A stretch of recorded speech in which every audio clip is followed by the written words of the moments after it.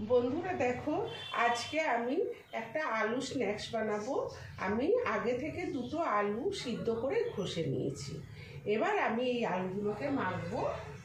দেখো, প্রথমে নিয়েছি কর্নফ্লাওয়ার, নুন, এখানে চিলি ফ্লেক্স, জিরের গুঁড়ো, ধনের গুঁড়ো, গোলমরিচ, এটা হচ্ছে কসুরি মেথি, আর এটা রেড চিলি পাউডার।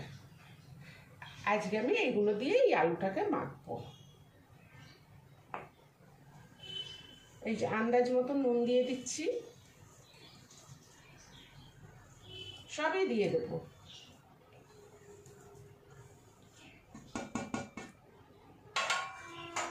কর্নফ্লাওয়ারটাও দিয়ে দেবো। আর লাগবে রিফাইন তেল 2 চামচি।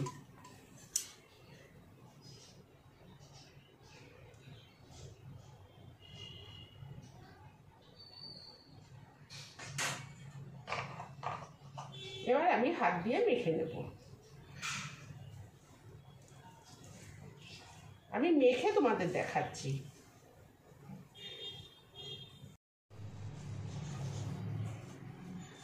দেখো বন্ধুরা, আমার মাখাটা হয়ে গেছে। এই যে এরকম করে মেখে নেব। এবার আমি এটা এরকম গোল গোল করব, ছোট্ট ছোট্ট গোল গোল করব। এই দেখো,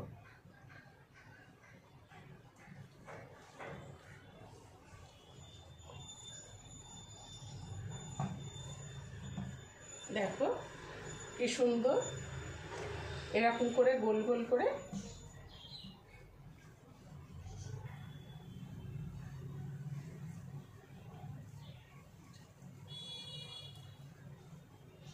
দেখো বন্ধুরা, আমি এরকম করে গোল গোল করেছি। এরকম করেই আমি সবগুলো করে নেব।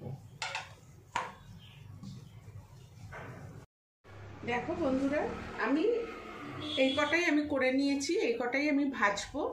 আমি আগে থেকে ছোট্ট একটা কড়াইয়ে তেল গরম করতে দিয়েছি। এই যে আমার তেলটা গরমও হয়ে গেছে। আমি এখন এগুলো ভেজে নেব।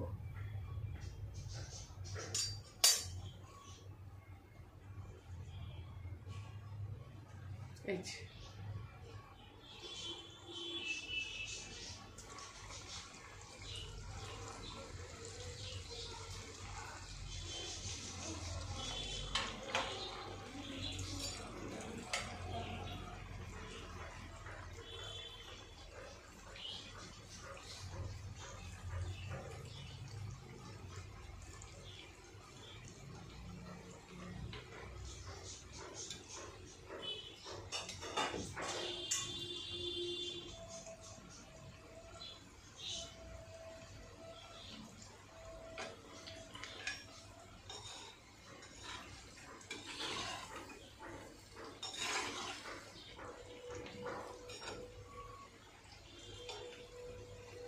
দেখো কি সুন্দর ফুলে ফুলে উঠছে।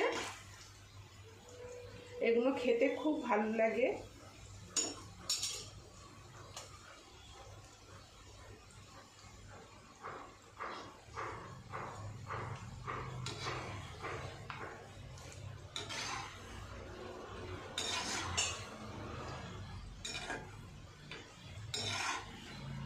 খুব মচমচা হয়।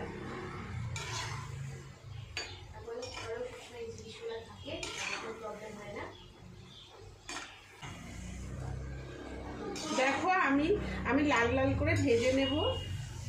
খুব ভালো লাগে।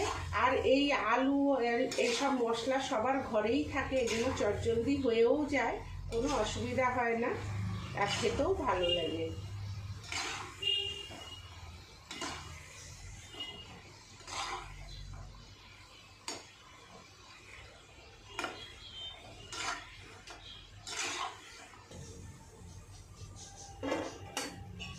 দেখো, এরকম করে ভাজতে হবে।